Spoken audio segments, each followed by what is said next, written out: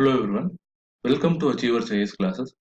Let's begin our discussion on the current events of 18th April 2018.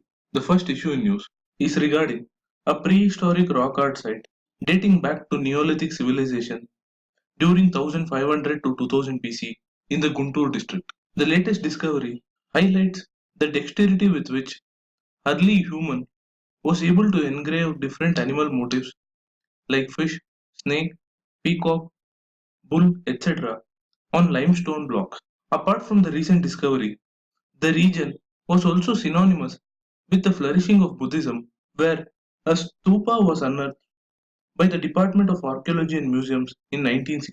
Also, during the excavations, a series of Satavahana inscriptions were also discovered, which are now placed in the Amaravati and the Guntur archaeology museums. These are very important findings from the examination perspective, and please go through the notes provided on the website for further details.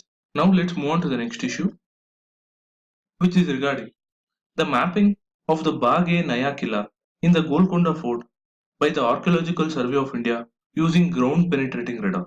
This garden inside the Golconda Fort was built by the rulers of Deccan and is one of the few symmetrical gardens built during the Qutub Shahi rule. Earlier too, the Archaeological Survey of India had excavated various water channels, settlement tanks, gravity pumps, etc. in the area, and according to author Ali Akbar Hussain, the Naya Killa area also has multiple chabutras, which are raised platforms which even predate the Qutub Shahi rule. Historians also think a baradari, which is a pillared structure in the garden, might lie buried in the area, which could be mapped by the current exercise undertaken by the ESI along with IIT Madras. This is a very important development, and please go through several terms like chabutras, baradari, etc. in the notes provided. With that, let's move on to the next issue, which is an editorial regarding the recent forecast of the Indian Meteorological Department of a normal monsoon. The forecast is bound to raise fresh expectations in the farming community looking for a high output of a variety of crops, but fiscal realities have to be kept in mind, which could limit realization of higher farm incomes.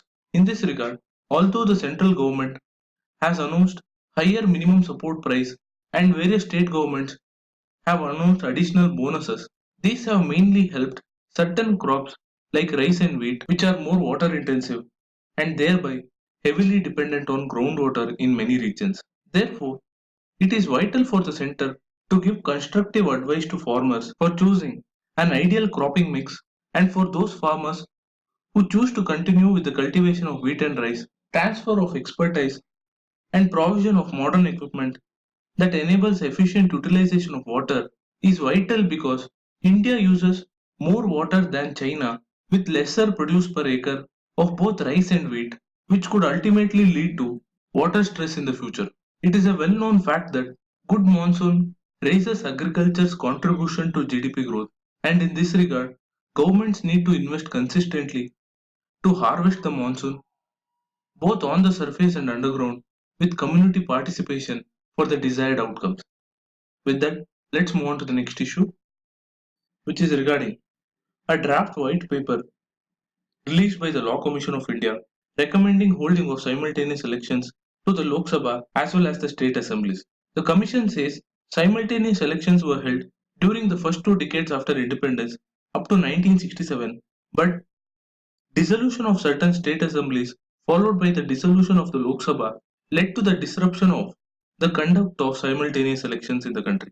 Therefore, it recommends that in 2019 that the elections could be held in phases, recommending that elections to the state legislatures which are scheduled to go for polls in 2019 could be synchronized with the Lok Sabha elections and held together, while the rest of the states could go for elections with the Lok Sabha elections of 2024. In order to achieve this, the Law Commission has recommended amending the Constitution, the Representation of People Act of 1951, and the rules of procedure of Lok Sabha and assemblies, along with several other recommendations like the relaxation of the provisions of the anti-defection law in the 10th schedule to prevent a stalemate in the Lok Sabha or state assemblies in case of a hung parliament or state legislature. Further, the Commission says that the centre should get the constitutional amendments ratified by all the states so as to avoid any challenge to them, and the Prime Minister or the Chief Minister to be elected by the full House, as is the case with the Lok Sabha Speaker, for greater stability. We'll further look into this issue in the days to come. Till then, let's move on to the next issue, which is regarding the World Economic Outlook report released by the IMF.